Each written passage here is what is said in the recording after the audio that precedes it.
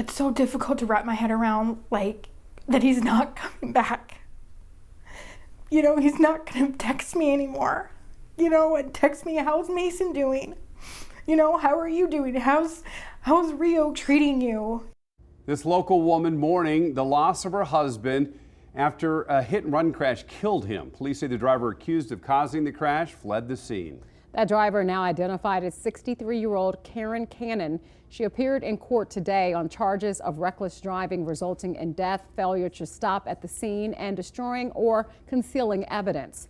Good evening, and thank you so much for joining us. I'm Latoya Silman. And I'm Dana Wagner in for Jim tonight. Metro Police say Cannon took her car to two body shops near downtown Las Vegas after the crash that happened on Rainbow and Vegas Drive in the West Valley. Our Kristen Drummond joins us live from that intersection tonight after investigating Cannon's stories about that damage to her vehicle. Well, Dana, Latoya, this is the intersection where Metro Police say that deadly hit-and-run crash happened more than 3 weeks ago. And according to an arrest report that we obtained, it says that Cannon tried to get her car fixed within hours after that crash. And today, I was able to make contact with a local body shop owner who tells me Cannon reached out to him in this story that you will see only here on 3. She had called me, said she got in a little fender bender, and wanted her car fixed as soon as possible so she could go back to work. A call Ken Kittle tells me he did not question. Did you know Karen? I've known Karen for the last few years, yeah. So when she called you, did you think anything of it? No, it's because she wrecks her car all the time. I didn't think anything of it. She said it was minor, but it ended up being a pretty big deal. Metro Police accusing 63-year-old Karen Cannon in a deadly hit-and-run more than 3 weeks ago on May 13th after 1 in the morning on Rainbow Boulevard and Vegas Drive. About 7 hours later, police say she tried to fix her car and contacted Kittle, who owns 4 Aces Body Shop. Kittle sharing the text with News 3. He saved her as Karen Infinity in his phone because of her last car that he worked on. He says Cannon sent him parts needed for the Tesla that was towed to the business. What was your initial reaction? It's like, wow, what did you hit?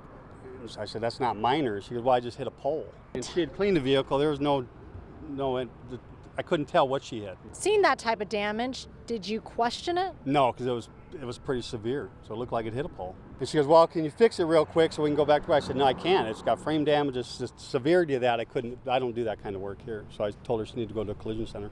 Kittle says he removed the fender and bumper, allowing Cannon to drive it up the street to Nevada Auto Collision Center 2 days later. An arrest report for Cannon states she informed that shop she was involved in a collision while traveling from California and hit something resembling a coyote. When she notified insurance on May 20th about the damage, the report says she claimed she hit an unknown object at the intersection of Rainbow and Washington, not on Vegas Drive. Is there a specific guideline or something that shops go by to question if cars have been involved in some type of crash? There is really none. But Kittle wants that to change, questioning if body shops can receive notifications about suspect cars from law enforcement. So if there's something that all the shops can get alerted on, hey, keep an eye out for this car or this car. To help him and others assist police in their investigations. If I would have known a week earlier, she would have been caught a week earlier.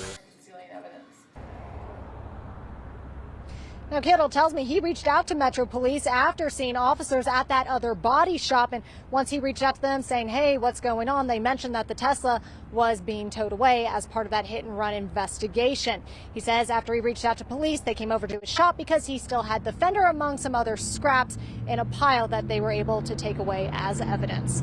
Reporting live by Vegas Drive and Rainbow Boulevard, I'm Kristen Drummond, News 3.